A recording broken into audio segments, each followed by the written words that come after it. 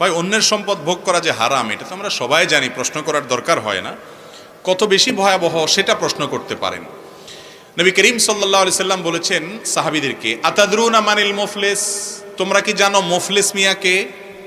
মুখলেস না, মুফলিস। তো সাহাবীরা বললেন যে ইয়া রাসূলুল্লাহ, মুফলিস আমাদের মধ্যে আল মুফলিসু ফিনা মাল্লা দিনারাহু ওয়ালা দিরহামা, মাল্লা দিনারা লাহু ওয়ালা দিরহামা। আমাদের মধ্যে মুফলিস বলি আমরা ওই ব্যক্তিকে, অভাবী ভিখারি ওই ব্যক্তিকে বলি যার পয়সা কড়ি নাই। মুফলিস মানে অভাবী ভিখারি। তখন নবী সাল্লাল্লাহু আলাইহি সাল্লাম বলেছেন, না, আমি এই মুফলিসের কথা বলি নাই। তোমাদের মধ্যে আসল ভিখারি, আসল অভাবী হলো সে, যেই লোক অনেক কোরআন তেলাওয়াত, অনেক তাসবিহ তাহলিল, অনেক জিকির আজকার, অনেক ওয়াজ শোনা, ওয়াজ করা, অনেক নামাজ রোজা, অনেক ইবাদত বন্দেগী সে দুনিয়াতে করছে, করে এগুলা নিয়ে আল্লাহর সঙ্গে সাক্ষাৎ করতে গেছে, মুছে তেল দিতে দিতে, যে জান্নাতে তো যাবো, চাচ্ছি, এবার এত আমল নিয়ে আসছি। এরপরে সে ওই আমলের পাহাড় নিয়ে হাজির হওয়ার পর দুনিয়াতে কারোর আইল ঠেল ছিল, কারোর জমি মারছিল, মাপে কাউকে ওজন কম দিয়ে দিছিল, দোকানদার ছিল, সরকারি অফিসে চাকরি করছে, ঘুষ খাইয়া ফাইল আটকায় দিছিল, ঘুষের কারণে ফাইল আটকায় দিছিল। এরকম ভাবে কারোর এলাকাতে, কারোর জমিতে গরুটা বান্ধি তার ফসলটা খাওয়াই ফেলছে। যেখান থেকে যেমনে পারছে, যারে যেমনে পারছে, ল্যাং মারি মারি মানুষের সম্পদ অন্যায়ভাবে আত্মসাৎ করেছে, এবং আরো বিভিন্নভাবে মানুষকে অপমান করেছে, মানুষের হক নষ্ট করছে। এই লোকগুলোর সব সেদিন উঠবে কিয়ামত দিন, আইসা বলবে, আল্লাহ, এই লোক তো মাশাআল্লাহ অনেক আমল টামল নিয়ে হাজী সাহেব, গাজী সাহেব, হুজুর সাহেব সাজিয়ে আসছে, ভালো কথা, আমার একটা পাওনা আছে তার কাছে, আল্লাহ দুনিয়াতে পাই নাই, আজকে তো সব বিচার হবে। তখন আল্লাহর কাছে সেদিন যখন বিচার দায়ের করা হবে, আল্লাহ বলবেন, মামলা তো সত্য, তাহলে এবার আজকে সেই জিনিস তো আর ফেরত দিতে পারবা না, তোমার আমল থেকে এই পরিমাণ তাকে দেয়া হবে, দিয়ে দিবেন তাকে, চলে যাবে সে, আরেকজন আসবে, নেক্সট তাকে দেয়া হবে, এভাবে দিতে দিতে তার সমস্ত কষ্টের করা আমলগুলো সব শেষ।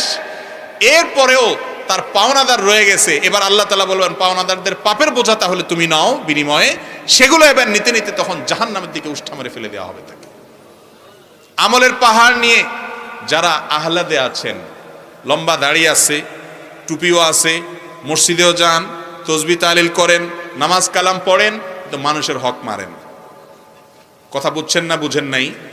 এই লোক জান্নাতি না জাহান্নামী? কথা বলেন, জান্নাতি না জাহান্নামী? নবীজির হাদিস থেকে বোঝা গেলে এই আমলের পাহাড় কুলাবে না যদি বান্দার হক নষ্ট করেন। মুস্তাদে আমাদের একটা হাদিস আমি প্রায় শুনাই, নবী সাল্লাল্লাহু আলাইহি সাল্লাম বলেছেন, কিয়ামতের দিন 3 ধরনের মামলা আল্লাহর কাছে উঠবে বান্দার। কয় ধরনের মামলা ভাই? 3 ধরনের মামলা। এক ধরনের মামলা হলো আল্লাহবাদী মামলা, আরেক ধরনের মামলা হলো বান্দাবাদী মামলা, আরেক ধরনের মামলা হলো সবই আল্লাহবাদী মামলা মূলত, একটা হলো বান্দার হক সংশ্লিষ্ট, একটা হলো আল্লাহর হক সংশ্লিষ্ট সাধারণ ইবাদত বন্দেগীতে, আরেকটা হলো শিরিক সংশ্লিষ্ট। বড় শিরিক করে গেছে, আল্লাহর সঙ্গে পার্টনার সাব্যস্ত করে গেছে, আল্লাহর একত্ববাদ বিশ্বাস করে নাই, আল্লাহরে সিজদা করছে, কবরে মাজারে গিয়েও সিজদা করছে। এইরকম শিরকি কাজ যারা করছে, তাওহীদ বিরোধী কাজ যারা করছে, বড় শিরিক করেছে, এই মামলার কোনো শুনানি হবে না, বিনা শুনানিতে, বিনা বাক্যে সোজা জাহান্নাম অনন্তকালের জন্য। আল্লাহ তাআলা আমাদেরকে হেফাজত করুন, বলেন আমিন। দ্বিতীয় মামলা হলো আল্লাহবাদী মামলা, মানে আল্লাহর ইবাদত বন্দেগীতে ত্রুটি করছেন, বিচ্যুতি করছেন, রোজা রাখছেন ঠিকমতো রাখেন না, নামাজ পড়ছেন ত্রুটি হয়েছে, এইগুলো আল্লাহ তাআলা চাইলে বান্দাকে বলবেন যাও মাফ করে দিলাম, আর চাইলে শাস্তি দিয়া পরে আবার মাফ করবেন এক সময়, ঈমান যদি থাকে। আর 3 নম্বর মামলা হলো বান্দাবাদী মামলা, মানুষের হক নষ্ট করেছে।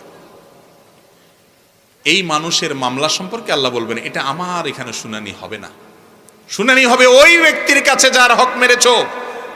সে যদি বলে আল্লাহ আমি ছেড়ে দিছি তো দিছি, কিন্তু সেদিন এমন একদিন, ওই দিন বাপ ছেলেকে ছাড়বে না, স্বামী স্ত্রীকে ছাড়বে না, ইয়াউমা ইয়াফিরুল মারউ মিন আখিহি, একজনকে দেখে আরেকজন পালাবে, কেউ কাউকে ছাড়বে।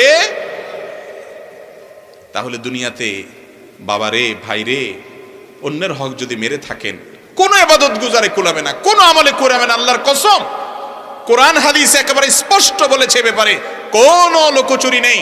মানুষের হক মারলে, মানুষের হক যদি আটকে রাখেন, স্বয়ং আল্লাহ রাব্বুল আলামিন সেটা মাফ করবেন না। এত ডেঞ্জারাস বিষয়। অনেক নফল আমল না করে মানুষের হকটা আদায় করেন। 2টা হকের কথা সব জায়গায় বলি আমি। আমরা যারা সুযোগের অভাবে সৎ, সরকারি চাকরি পাই না, ঘুষ খাবে কোত্থেকে, নাউজুবিল্লাহ। তারপরে আপনি দোকানদার না, মাপে কম দিবেন কোত্থেকে, সুযোগই নেই, সৎ বা নানা কারণে অপরাধ অনেকগুলো এমনিই করেন নাই, মানুষের হক নষ্ট করেন নাই আলহামদুলিল্লাহ, বা এমনি আপনি ভালো মানুষ করেন নাই। এক দুইটা অপকর্ম আমরা বাংলাদেশের বেশিরভাগ মানুষ করি, হুজুর গায়রে হুজুর নেই, খুব কম সংখ্যক মানুষ হয়তো এখান থেকে মুক্ত আছেন। তার একটা হলো বাপ মায়ের সম্পদে বোনের অধিকার দিয়ে দিয়েছেন তো সবাই হিসাব করে। ঠিক করতে তো পয়সা লাগে না, এখন আর ঠিক হয় না কেউ, সব চুপ হয়ে গেছে। বাপ মারা গেছেন, বাপের সম্পদে ছেলে হিসাবে আপনার যেরকম হক আছে আপনার বোনের আছে না নাই, দিয়া দিছেন হিসাব করে। কোরআন যতটুকু দিতে বলছে ততটুকু। এরকম বাপের পুত মায়ের পুত থাকলে হাত দাঁড়ান দেখি দু চারজন, দাঁড়ান দরকার নাই, খুব কম দাঁড়াবেন, আমি বুঝি, শরম দিতে চাই নাই, আমি বোঝার জন্য বললাম। যারা দেন নাই খুব সোজাবত শুনে রাখেন, বান্দার হক নষ্টকারীদের মধ্যে এরা সবচেয়ে ডেঞ্জারাস।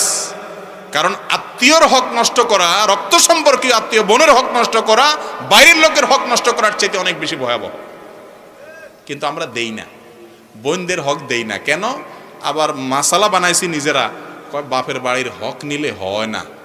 নোয়াখালীরা কয় কি হয় না, মানে সয় না আর কি, শুদ্ধ বাংলায়। তো এই নোয়াখালীর এই এলাকাতে কয় বাপের বাড়ির হক নিলে কি কয়, হয় না। আপনার তো ফেনীর মানুষ, আপনি জানেন তো, সয় না বলে। কি বাটপারি মাসালা চিন্তা করেন। একই বাপের সম্পদ, আপনি ছেলে আপনারে সইবে, উনি বোন উনি নিলে ওনারা সইবে না। বাহ, মানে কিভাবে সম্পদ মারতে হয়, মাসালা কেমনে বানাইতে হয়, ইবলিস বানাইছে এই মাসালা। ভাইরে, বোনদের হক দিবেন তো ইনশাআল্লাহ। যুবকরা প্রতিজ্ঞা করেন, রিজিকের মালিক আল্লাহ, এটা দিয়ে দিলে যে আপনার কমে যাবে তা না, আল্লাহ আপনাকে আরো বাড়ায় দিবে ইনশাআল্লাহ। ঠিক না বে ঠিক? এখন মুশকিল হলে বোনরাও নিতে চায় না আজকাল। নিবে কেমনে? বেচারীরা ভয়ে শরমে নিতে চায় না।